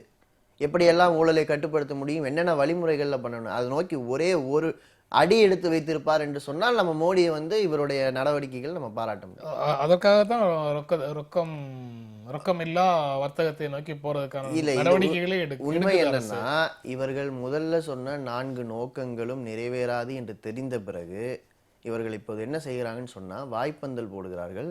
அரசியல் ரீதியாக மக்களை திசை திருப்புவதற்கு என்ன முழக்கத்தை வைக்கலாம் என்று யோசித்து இந்த முழக்கத்தை வச்சுட்டு இருக்காங்க. ஆனா நடைமுறையில இப்போ நீங்கள் வந்து எல்லா டெக்னாலஜியும் எனேபிளான சென்னை பகுதியில் தான் ஃபைபர் நெட் இருக்கிற இடத்துல தான் நம்ம இருக்கோம். நான் அந்த செல்ஃபோனில் எஸ்பிஐயுடைய இபடிங்கிற அந்த ஆப்பை டவுன்லோட் பண்ணி பார்க்குறேன். அது வேலை செய்யலை. ஏன்னா அதனுடைய அளவு, கெப்பாசிட்டி, எத்தனை பேர் ஒரு நேரத்தில் பயன்படுத்த முடியும் என்பதை தாண்டி விட்டது. அதே மாதிரி பேடிஎம் பணத்தை போட்டு வச்சுட்டு காரில் போகிறாங்க, பே பண்ண முடியல. ஏன்னா அது சின்ன ஒரு டெக்னிக்கல் பிரச்சனை, பணத்தை செலுத்த முடியல, கையிலிருந்து இருக்கிற சில்லறையெல்லாம் பொறுக்கி கொடுக்க வேண்டிய நிலைமை. இது நடுத்தர வர்க்கத்துடைய நிலைமை. நான் கேட்குறேன், இப்போ கோயம்பேடு மார்க்கெட்டில் 40 கோடி ரூபாய் இழப்புன்னு சொல்கிறாங்கல்ல, சாதாரண சந்தை வர்த்தகத்தை யோசிச்சு பாருங்க. எவ்வளோ சனிக்கிழமை சந்தை, வெள்ளிக்கிழமை சந்தை, ஞாயிற்றுக்கிழமை சந்தை, இது எல்லாம் எப்படி நடக்குது? ரொக்கம் இல்லாமல் பரிவர்த்தனை நடந்திருக்கிறதா இந்தியாவில்? அதே மாதிரி ரொக்க பரிவர்த்தனை இருக்கிற காலத்தில், குறைவாக இருந்த காலத்தில் ஊழல் குறைவாக தான் இருந்துச்சு. ஊழல் லட்சக்கணக்கான கோடி ரூபாய் 2G ஸ்கேம், மற்ற ஸ்கேம் நம்ம பேசுகிறோம்ல, அதெல்லாம் யார் செஞ்சது? அவங்கெல்லாம் வந்து ரொக்கத்தில் பரிவர்த்தனை பண்ணுறவங்களா, கிரெடிட் கார்டில் பரிவர்த்தனை பண்ணுறவங்களா? அதனால பரிவர்த்தனை மாறுகிற காலத்துல தான் ஊழலுடைய அளவும் அதிகரித்து இருக்கிறது. அதனால இது நம்ம வந்து ரெண்டையும் ஏதோ ரொக்க பரிவர்த்தனை செய்வர்கள்லாம் மோசமானவர்கள் என்று பேசுவதே யாரோ ஒருத்தரை நல்லவராக்குகிற வேலை. அந்த குறிப்பாக வங்கி நடவடிக்கைக்குள் இருந்து கொண்டு, கார்ப்பரேட் தனத்திற்குள் இருந்து கொண்டே செய்கிற ஊழல்கள் இருக்குல்ல, அந்த ஊழல்களை எல்லாம் பேசாமல் ஏதோ சாமானியர்கள் தான் ஊழல்வாதிகள் என்று குற்றம் சாட்டுகிற வேலையை தான் இன்னைக்கு பிரதமர் செய்கிறார். அதாவது டிமானிட்டைசேஷன் சம்பந்தமாக நான் ஃப்ரண்ட் லைன்ல ஒரு கருத்தை படித்தேன். என்னன்னா 1984 ஆப்பிரிக்காவில் இது மாதிரி ஒரு டிமானிட்டேஷன் வரும்போது 3 விதமான நடவடிக்கைகள் எடுத்தார்கள். ஒன்று வந்து colouring of notes, change of colour of notes, அதனுடைய நிறத்தை மாற்றுறது. இன்னொன்று சீலிங் த கண்ட்ரிஸ் பார்டர்ஸ், அதை எல்லாத்தையும் சீல் வச்சுட்டாங்க. ஏன்னா பணப்புழு கள்ள நோட்டுகள்லாம் வெளியிலேருந்து வருதுன்றதுக்காக சீல் வச்சாங்க. இன்னொன்று வேஜ் ஃப்ரீசிங், அப்படியாவது சம்பளம் வந்து ஏற்றவும் இல்லை இறக்கவும் இல்லை, இப்படி என்ற சில நடவடிக்கைகள் எடுத்தார்கள். அந்த வகையில் நடவடிக்கைகள் எடுக்கும்போது சில குளறுபடிகள்லாம் இருக்க தான் செய்து, அதை நம்ம மாறுபட்ட கருத்து சொல்லலை. ஆனால் தோழர் சொன்ன மாதிரி 2Gயிலே பணம் பெற்ற, 2G மூலமாக ஊழல் சம்பந்தமாக பணம் பெற்றவர்கள், நிலக்கரி சம்பந்தமாக பணம் பெற்றவர்கள், இப்படி வந்து இது மாட்டுத்தொழில் ரீதியாக பணம் பெற்றவர்கள், யானையை வந்து விற்பனை செய்வதில், இறக்குமதியில், வாங்குவதில், யானை சிலைகளை வாங்குவதில் பணம் பெற்றவர்கள், இவர்களெல்லாம் தன்னை பாதிக்கிறது என்பதற்காக தங்களுடைய இயக்கங்களை பயன்படுத்திக் கொள்கிறார்கள் என்பது என்னுடைய அழுத்தமான கருத்து. எதிர்க்கிறவங்களுக்கு இப்படி ஒரு பின்னணி இருக்குன்னு இப்படி பின்னணி இருக்குது, கண்டிப்பா இருக்கு. நான் ஒரு மரியாதைக்குரிய டிஆர் பாலை பத்தி ஒரு தவறா நான் சொல்ல, அவங்க யாரும் இல்லை. அவங்க வந்து ஒரு அண்ணா நகர் வந்து இந்தியன் பேங்க்ல வந்து ஒரு சில வருடங்களுக்கு முன்னாடி வந்து ஒரு 20 கோடிக்கு ஒரு டாக்குமெண்ட் வச்சு வாங்கினார். ஆனால் அது வந்து என்பிஏ, நான் பெர்ஃபார்மிங் அசெட்டில் அது வந்து 2006 ஆக்கப்பட்டது. அதுக்குண்டான எந்த பிரீமியம் கட்டாதனால நான் பெர்ஃபார்மிங் அசெட்ஸ். ஆக இவர்கள்லாம் யார் யார் பாதிக்கப்படுகிறார்களோ அவர்களெல்லாம் சேர்ந்து குரல் கொடுக்கறதுனால அது வெறும் வந்து பொதுநலத்தோடு கூடிய ஒரு ஆர்ப்பாட்டமாக, போராட்டமாக நான் கருதவில்லை. அதனால மற்றவர்கள்லாம் நான் வந்து இடதுசாரிகள்லாம் உண்மையிலே சொன்னப்போனால் நான் வந்து அனுபவத்தில் கண்டவர்கள், அவர்கள்லாம் நான் குறை சொல்லவில்லை. அவர்கள்லாம் கோயில் வைத்து கும்பிட வேண்டியவர்கள், அதில் வந்து மாற்று கருத்து கிடையாது. வெளியில் நடமாடாதீங்க. ஆமா. இல்ல அப்படி இல்ல. அதாவது இன்றைக்கு இருக்கின்ற நடப்பு அரசியலை நான் பார்த்துட்டேன் எல்லா எலெக்ஷன்லயும். ஆனா இடதுசாரி தோழர்கள் வந்து ஒரு ஒரு பொதுநல நோக்கோடு எந்த எதிர்பார்ப்பு இல்லாமல் அந்த தேர்தல் அரசியலோடு இருக்கிறார்கள் என்பது என்னுடைய கருத்து. சரி, நீங்க வந்து உங்களுடைய பேச்சின் ஊடாக ஒரு நபரை குறிப்பிட்டு அவர் வந்து வாங்கிய கடன் வந்து வாரா கடன் அப்படின்னு சொல்றீங்க. எனக்கு அதை பற்றி தெரியல. ஆனா நீங்க வந்து ஆதாரபூர்வமாக தான் அதை சொல்லுவீங்கிற நம்பிக்கையில அதை நான் கேட்கிறேன். அதாவது இதே இப்ப இவர் சொன்ன எல்லாமே நான் ஏத்துக்கிறேன். அதே மாதிரி பாஜக, அதாவது ஊழல் சம்பந்தமாக பல கட்சிகள் குறித்து சொன்ன கருத்தை நான் ஏத்துக்கிறேன். பாஜக வந்து டாலர்ல பணம் கேட்ட கட்சி தான். அப்ப என்ன சிக்கல் இருக்குன்னா, இவர்கள் எல்லோருமே கரைபடியாதவர்கள் யாருமே இல்லை. ஆனா அந்த கரைபடிபோரை நோக்கி குறைந்தபட்ச சுட்டு வரலாவதாவது நீட்டப்படுகிறதாங்கிற கேள்வி இருக்கு. இப்ப நான் சொன்னேன் இல்லையா, லோக்பாலுக்கு நீதிமன்றம் கேட்குது, நீங்க இந்த சட்டத்தை அமுலாக்குவதற்கு என்ன செய்றீங்க? இப்ப மோடி அவர்கள் முதலமைச்சராக இருந்தபோது லோக்பால் வரம்புக்குள் பிரதமர் வர வேண்டும் என்கிற விவாதம் வந்தபோது அவர் என்ன செஞ்சாரு? அவருடைய நிலைப்பாடு என்ன? கட்சியுடைய நிலைப்பாடை விட மாறி நின்றவர் அவர். தமிழகத்திலையும் குஜராத்திலிருந்தும் தான் மாற்றுக்குரல் வந்தது. அப்போ நம்ம என்ன புரிஞ்சுக்க வேண்டியிருக்குன்னா, இவர்களுடைய நோக்கம் என்று அவர்கள் சொல்வது ஒன்று, செயல்படுத்தி கொண்டிருப்பது வேறு. ஒரு குறிப்பிட்ட பிரச்சனைக்கு தீர்வுகளாக பல நடவடிக்கைகள் இருக்கு.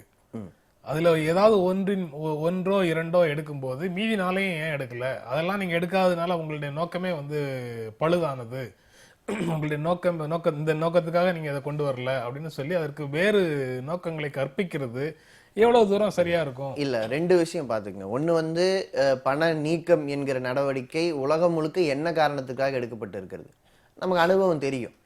அது வந்து ஒரு மிக நெருக்கடியான நிலைமையில அதிக பணப்புழக்கம் இருக்கும் போது ஒரு நாடு எடுக்க வேண்டியது. நம்ம நாட்டுல ஜிடிபியில 12% தான் பணப்புழக்கம் இருந்து கொண்டு இருக்கிறது. 12% ரொம்ப இயல்பான ஒன்று. ரெண்டாவது, இந்த பணமில்லாத பரிவர்த்தனை இந்த மாதிரி எல்லாம் விஷயங்களை பேசும்போது பேச நல்லா இருக்கும். ஆனா களத்துல யாரெல்லாம் கிரெடிட் கார்டு டெபிட் கார்டு பயன்படுத்த முடியுமோ அவங்களுக்கே கூட அதுல இருக்கக்கூடிய சர்வீஸ் சார்ஜுங்கிற ஒரு பிரச்சனை இருக்கு. அதாவது என் பணத்தை நான் செலவழிப்பதற்கு, நான் விரும்பிய பொருளை வாங்குவதற்கு நான் ஏன் அந்த சார்ஜை கொடுக்கணுங்கிற கேள்வி இருக்கு. அதை அவங்க இப்ப இடைக்காலத்துக்கு தான் நீக்கி வச்சிருக்காங்க. எப்படி சுங்க கட்டணத்தை நீக்கினாங்களோ அந்த மாதிரி என் சாலையில் நான் போவதற்கு நானே கொடுக்க வேண்டும்ங்கிற மாதிரியான நிலைமை தான் இப்ப பண்ணி வச்சிருக்காங்க. ஆனா விரைவில் வந்துடும். இவர்கள் எப்படியெல்லாம் ஒரு சாதாரண சாமானிய மனிதனிடமிருந்து அதிகமாக உறிஞ்சலாம் என்பதை பார்க்கிறார்கள் என்பதை நாம் மறந்துவிட முடியாது. அதாவது சிந்தன் சொன்ன சாமானியனுடைய பிரச்சனையை நான் வந்து மறுக்கவில்லை. எந்த ஒரு பிரச்சனையில் ஒரு ஸ்கீம் வரும்பொழுதும் கண்டிப்பாக சில பாதிப்புகள் இருக்க தான் செய்யும். 76 எமர்ஜென்சி வரும்பொழுது, maintenance of internal security act வரும்பொழுது பல தீமைகள் இருந்தது, ஆனால் சில நன்மைகள் இருந்தது. ட்ரெயின்லாம் கரெக்ட் டைமுக்கு வந்தது. அதையும் வந்து இன்னைக்கு சாதனையாக பேசிக்கொண்டு இருக்கின்ற தோழர்கள்லாம் இருக்கிறார்கள். அதே மாதிரி ES நம்பூதிரி பாடவர்கள் வந்து நில சீர்திருத்த சட்டம் கொண்டு வரும்பொழுது அவருக்கு பலமான வந்து அவருடைய நிறைய குறைகள், நிறைய வந்து கஷ்டங்களை அவர் அனுபவித்ததாக அவரே சொல்லியிருக்கிறார். ஆனா அது வந்து அதுல சீர்திருத்தம் இல்லைன்னு சொல்லிட்டு யாரும் சொல்ல முடியாது. கஷ்டங்கள் இருந்த காரணத்தாலே அதுல சீர்திருத்தங்கள் இருந்ததுன்னு யாரும் சொல்ல முடியாது. அப்படி ஒரு சீர்திருத்தம் வரட்டுமே, கொஞ்சம் டைம் கொடுப்போமே, பார்ப்போம் இதில் என்ன இருக்கு. நேற்று கோயம்புத்தூர்ல சிறு குறு தொழில் முனைவோர் சொல்லியிருக்காங்க, 70%லிருந்து 92% வரை எங்களுக்கு பாதிப்பு ஏற்படும்னு சொல்லியிருக்காங்க. நீங்க இப்ப கோயம்பேடு மார்க்கெட் நம்ம கண்ணுக்கு தெரியறதுனால பேசுறோம். எத்தனை சில்லறை மார்க்கெட்டுகள் பாதிக்கப்பட்டிருக்கு. குறைந்தபட்ச முதலீடு இருக்கிறவர்கள், நான் ரெண்டாவது சொல்றேன், மாதத்துல முதல் நாள் சம்பள நாள், மாதத்திற்கு தேவையான பொருளை வாங்குகிற சில குடும்பங்கள் இருக்கும். அவர்கள் வாங்குகிறதுனால் ஏற்படக்கூடிய லாபம் தான் மற்றவர்கள் சில்லறையாக தினசரி போய் வாங்குறதுக்கு அந்த கடைக்கே சேமிப்பா இருக்கும். ஒரு மளிகை கடைனா அந்த மளிகை கடைக்கான சேமிப்பு அந்த குறைந்தபட்ச அந்த முதல் வாரத்தில் விற்கக்கூடிய அதிகமான விற்பனை, அதுல கிடைக்கிற லாபம் தான் அதுக்கு ஃபியூல். நீங்க இப்படியெல்லாம் இருக்கிறவங்களை யோசிச்சு பாருங்க, பொருளாதார விளைவு மிக பாதகமாக. விற்பனை எந்த விதத்திலையும் பாதிக்கப்படாது இல்ல சிந்தன்? நீங்க வந்து அந்த விற்பனைக்கு நீங்க பணம் கொடுக்கறதுக்கு பதிலாக கார்டுல பே பண்ணுங்க. கார்டு இல்லாதவங்களை பத்தி தான் நான் பேசிக்கிட்டு இருக்கேன். அந்த வலைக்குள்ளேயே பல பேரை நீங்க கொண்டு வராம இதை பண்ணிட்டு இருக்காங்கிறேன். ரெண்டாவது, இங்க எல்லா இடத்துலையும் நீங்க எல்லா நேரங்களிலும் உங்களால கார்டு பே பண்ண, ஒரு மளிகை கடை வச்சிருக்காருங்க, அவர் சரக்கு வாங்கிட்டு வரதுக்கு ஒரு ஆட்டோ கேட்கிறாரு, அந்த ஆட்டோவுக்கு நான் வந்து கார்டுல பே பண்ண முடியுமா? நான் இங்க சென்னையில பண்ணிடலாம், ஒரு சேலத்திலேயோ இல்ல ஈரோட்லயோ நான் அதை பண்ண முடியுமா? அதாவது இது ஒட்டுமொத்தமாக இந்த நாட்டு மக்களுடைய கலாச்சார ரீதியாக அவர்கள் ரொக்கத்தை பரிவர்த்தனை செய்து கொண்டு இருக்கிறார்கள். அதுல அவங்களுக்கு ஒரு ப்ரைடு இருக்கு. என்னுடைய பணம் என்னுடைய பாக்கெட்ல எவ்வளவு பணம் இருக்குன்னு நான் வெளில தெரிவிக்க கூடாது அப்படிங்கிற ஒரு ப்ரைடு இருக்கு. இப்ப நான் கேட்கிறேன், ஒருத்தரால ஏடிஎம் பயன்படுத்த முடியலன்னா யார்ட்டையாவது கொடுத்து விட வேண்டிய கட்டாயம் அவருக்கு வந்துருது இல்ல. அப்ப அந்த கணக்கை இன்னொருவர் தெரிந்து கொள்ள வேண்டிய தேவை அந்த இடத்துல அதுக்கான சூழல் வருது இல்ல. அதெல்லாம் அவரை வந்து காயப்படுத்தாதா? அதை அவர் அப்படியே வந்து மாற்றுவதுங்கிறது இப்படி திடீர்னு என்று செய்கிற அறிவிப்பால் என்ன நடக்கும்? அவர் கற்றுக்கொள்வதற்கான சூழலை நம்ம ஏற்படுத்தணுமா என்ன? ஏடிஎம் மெஷின்கள்ல தமிழ் தான் தமிழ் இருக்கிறது, புரியும்படியில இருக்கிறதுன்னு நம்மளால சொல்ல முடியுமா? அதுவே வழி இல்லைல்ல. இல்லை, விஞ்ஞான வளர்ச்சியை ஏற்றுக்கிட்டு தான் ஆகணும். செல்லு வரும்போது ஆரம்பத்தில் அதை பயன்படுத்துறதுக்கு எல்லாம் பயந்தாங்க. ஆனால் இன்றைக்கி நேற்றைக்கு நான் வந்து என்னுடைய தெருவில் வந்துட்டு இருக்கும்போது ஒரு பனி மேய்க்கிறவங்க கோவிந்தராஜ் தெருவில் பனி வந்துட்டு நீ மடக்கு அப்படின்னு சொல்லிட்டு விஞ்ஞான ரீதியாக தொடர்பு கொள்கிறாங்க. விஞ்ஞானத்தை கற்றுக்கொள்வதிலும் அந்த விஞ்ஞான வளர்ச்சியோடு ஒட்டி போவதிலும் தவறு இருப்பதான் நாங்கள் கருதவில்லை. அது வந்து அது பயன்பாட்டுக்கு வரும்போது நிச்சயமாக அவர்கள் கற்றுக்கொள்வார்கள். அது இப்போ வந்து நீங்கள் சொல்கிற மாதிரி இந்த டிரான்சாக்ஷன்லாம் ஈஸியாக போகிறதுக்கான வாய்ப்பு இருக்கிறது. வரணும், அதற்கான வசதிகளை ஏற்படுத்தணும். தொழில்நுட்ப வளர்ச்சி அல்லது அறிவியல் தொழில்நுட்ப வளர்ச்சி எல்லாமே அதோட சேர்ந்து வேறு சில விஷயங்களையும் சேர்த்தே தான் கொண்டு வருது. சில வாரங்களுக்கு முன்னால தான் ஐசிஐசிஐ பேங்க்கு, ஸ்டேட் பேங்க் ஆஃப் இந்தியா உள்ளிட்ட சில வங்கிகளுடைய டெபிட் கார்டு தொடர்பான அனைத்து தரவுகளையும் யாரோ எங்கிருந்தோ திருடி அங்கிருந்து பணங்களை வித்ரா பண்ணாங்கன்னு ஒரு செய்தி வந்தது. ஒரு 6 லட்சம் டெபிட் கார்டை வந்து உடனடியாக நிறுத்தி அல்லது மாற்று ஏற்பாடுகளை செய்திருக்கிறோம்னு சொல்லி ஸ்டேட் பேங்க்ல இருந்து அறிவிச்சாங்கிறத பார்த்தோம். அந்த மாதிரி விஷயங்கள் எல்லாம் பற்றி நமக்கு என்ன புரிதல் இருக்கு? இந்த மாதிரி பிரைவசி அல்லது உங்களை பற்றிய தரவுகளை யாரோ ஒருவரிடம் யாரோ கொடுக்கிறது, ஏதோ ஒரு நோக்கத்துக்காக யார்கிட்டயோ கொடுத்த உங்க தரவுகளை வந்து யாரையோ அவரிடம் இருந்து பெற்றுக்கொண்டு போவது அப்படிங்கிற மாதிரியான அத்துமீறல்களுக்கு உங்களை பாதுகாக்கக்கூடிய சட்டங்கள் என்ன இருக்கு? அதாவது விஞ்ஞானம் வளர வர நீங்க கிரைம் இதுல பாத்தீங்க மட்டும் விஞ்ஞானம் அது தொடர்பான சட்டங்கள்லாம் நீங்க இதெல்லாம் கொண்டு வந்ததுக்கு அப்புறம் தான் அதை கொண்டு வருவீங்க. பொதுவா வந்து முன்னெல்லாம் வந்து டெக்காய்டி, வீடை வந்து ஹவுஸ் பிரேக்கிங் இதெல்லாம் அதிகமா இருக்கிறோம். ஏன்னா அந்த காலகட்டம். இப்போ விஞ்ஞானம் வளர வளர நீங்கள் சொல்கிற மாதிரி என்ன ஆகி போச்சு சொன்னால், ஒயிட் காலர் அக்யூஸ்ட் வந்து ஜாஸ்தியாக போயிட்டாங்க. அதாவது ஒயிட் காலர் கிரைம்ஸ் வந்து அதிகமாக போயிட்டு இருக்குது. அது நிச்சயமாக இருக்குது. அதாவது உன்னுடைய தகவல்களை இப்போ கூட ராகுல் காந்தியினுடைய அந்த இதில் வந்து ட்விட்டரில் வந்து யாரோ இப்போ வந்து ஹேக் பண்ணுறாங்க. இது வந்து ஒயிட் காலர் கிரைம்ஸ் வந்து அதிகமாகிட்டு தான் போகுது. அதை வந்து தடுக்கிறதுக்கு உண்டான அதுக்கும் ஒரு பிரேக்கிங் பாயிண்ட் வரும்ல, அதுக்குண்டான ஒரு லாக்கிங் சிஸ்டம் கண்டிப்பாக வர வேண்டும். அதை அப்படிதான் தடுக்கணும். அதுக்காக இதை நான் கற்றுக்கொள்ளவே மாட்டேன், விஞ்ஞான ரீதியாக வரமாட்டேன், முன்னேற்றத்தையும் வளர்ச்சியும் இப்படி பார்க்க மாட்டேன்னு சொல்றது வந்து இருட்டுக்குள்ளே இருக்கிறதுக்கு உண்டான சமப்படுத்துறது தான். அதாவது நான் அதையெல்லாம் தெரியாமையோ அதை பயன்படுத்தாமையோ இருக்கிற ஒரு ஏஜ்ல இருந்தோ இல்லை ஒரு பகுதியில் இருந்தோ வந்து பேசினா அது ஒரு அர்த்தம் இருக்கு. பயன்படுத்தியதால் சொல்கிறேன், இது உண்மையிலேயே பெரும்பகுதி மக்களுக்கு போய் சேருவதற்கான கட்டமைப்பை ஏற்படுத்தலை.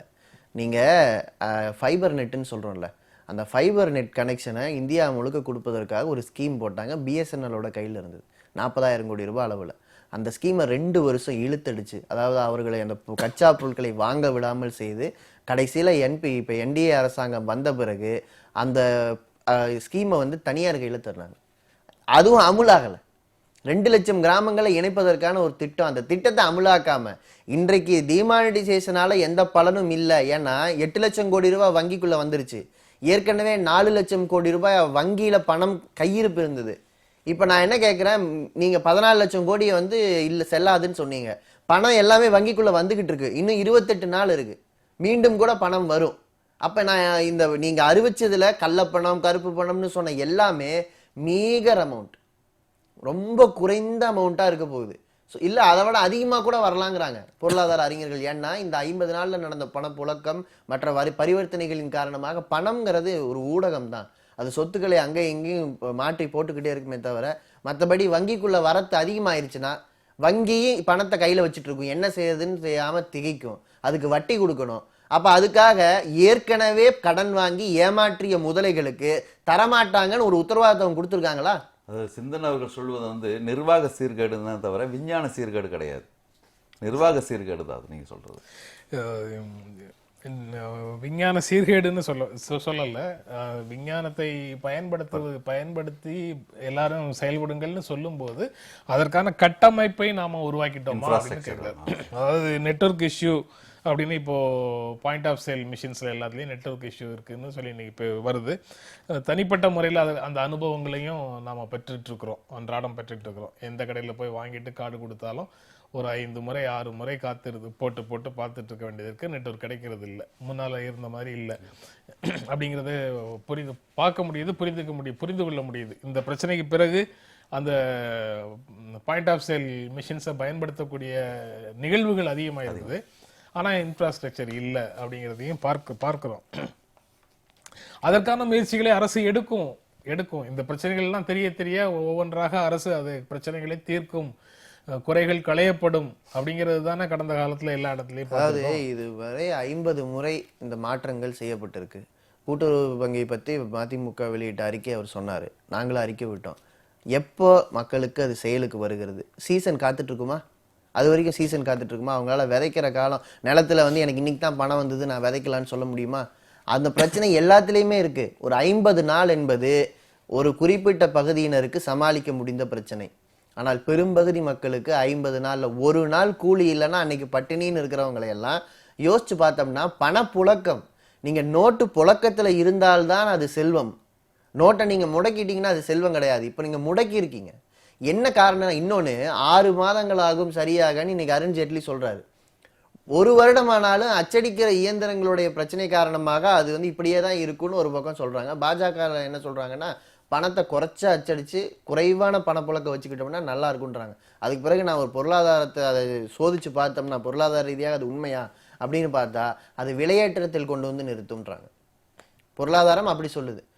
தேவைக்கு குறைவான பணப்புழக்கம் இருந்தாலும் அது விலையேற்றத்தில் தான் கொண்டு வந்து நிறுத்தும். விவசாயிகளுக்கு கடன் கொடுக்கணுன்றதுக்காக தான் சக்திகாந்த தாஸ் சொன்னார் 26,000 கோடி நபார்டு வங்கிகள் மூலமாக கடன் கொடுத்துருக்கிறோம் சொல்றாங்க. திருமணத்துக்கு 2.5 லட்சம் ரூபாய் கொடுக்கறதா ஒரு அறிவிப்பு அவங்க கொடுத்தாங்க. இப்ப ரெண்டாவது இல்ல அதை சொல்லிடுறேன் நானு, அறிவிப்பு கொடுத்தாங்க. அந்த அறிவிப்புல முதல் அறிவிப்பு 8ஆம் தேதிக்கு பிறகு போடப்பட்ட பணமாக இருக்க வேண்டும்ங்கிறது. கடைசி அறிவிப்பு அவருக்கு வங்கி கணக்கு இருக்கக்கூடாதுங்கிறது. அதுக்கு பிறகு அதை திருத்தினாங்க அந்த விதிமுறையவே. எவ்வளவு மனிதத்தன்மையற்றவர்களாக அவங்க இருக்கிறாங்கன்னு பாருங்க. இல்லை, அதையும் திருத்தி தான் ஆகணும். அதாவது அது ஒரு பக்கம் என்னன்னா, இந்த PPMGKY அப்படின்ற மசோதா, அதாவது 2வது வரி திருத்த மசோதாவில் 50% நாங்கள் அவங்களா ஒப்படைச்சாங்கன்னா டிஸ்க்ளோஸ் பண்ணாங்கன்னா பண்ணலாம், இல்லைன்னா 85%ன்றது அந்த கருப்பு பண முதலீடுக்கு போடுகின்ற கிடுக்குப்படியாக ஏங்க நம்ம கருதக்கூடாது? அவங்களுக்கு ஒரு ப்ரெஷரைஸ்டு சிச்சுவேஷன் உருவாக்குறாங்கல்ல, அது நிச்சயமாக மேலும் கருப்பு பணத்தை வரவேற்பதற்கான ஒரு வாய்ப்பாக கூட அமையும். அதுக்கு ஒரு வாய்ப்பு கொடுக்கலாமே. 85% வரி கட்டிட்டு 15% தன்னுடைய சொத்தாக காட்டுவதற்கு எவ்வளவு பேர் தயாராக இருக்காங்க, எவ்வளவு தரவுகள் அது தொடர்பாக வருது அப்படிங்கிறது அப்படியாவது வாலண்டரி டிஸ்க்ளோசர் பண்றதுக்கான ஒரு வாய்ப்பு இருக்குல்ல. இது போன்ற விஷயங்களுக்கு எல்லாம் மாற்று கருத்து சொல்லக்கூடியவர்கள் என்ன சொல்றாங்க அப்படிங்கிறதையும் நான் பகிர்ந்துக்கிறேன். அதை நம்ம அப்படிதான் நடக்குமா, அப்படி நடக்கிற நோக்கத்துல தான் இதெல்லாம் நடக்குதாங்கிறதெல்லாம் இது அனுமானம் தான். என்ன பதில் சொல்றாங்கன்னா, 85% பணத்தை யார் எங்கேயோ கொட்டிட்டு 15% நான் என் கையில் வச்சுக்கிறதுக்கு பதிலா நான் இதுல பாதிக்கு பாதி யாருக்கோ கொடுத்துட்டு இது எல்லாம் மீதி பாதியை என்னால வெள்ளையாக மாற்றிவிட முடியும் இருக்கலாம் அப்படின்னு சொல்றாங்க.